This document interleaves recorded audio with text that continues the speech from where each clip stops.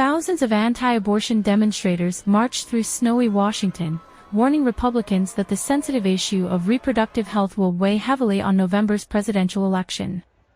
"Abortion is murder," chanted several in the group, many of them young adults, as they wound their way up to Capitol Hill past the Supreme Court and U.S. Capitol buildings.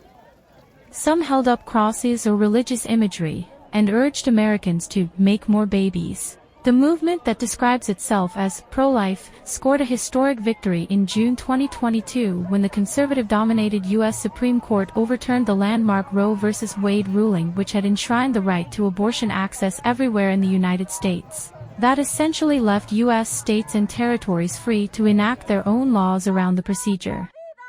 But since the end of Roe, the legislative and judicial battles over abortion have only multiplied, and they have not fallen the pro-life camp's way.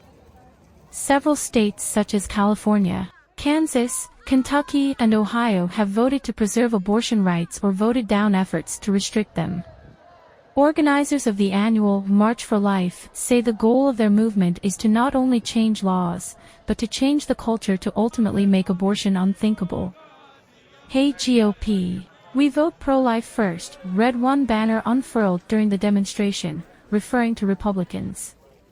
The warning against making concessions on the issue comes at a time when defending abortion is proving so far to be a winning strategy for Democrats. Abortion is an unavoidable theme of the 2024 presidential campaign, and Joe Biden's Vice President, Kamala Harris, is launching a nationwide tour to defend reproductive rights choices.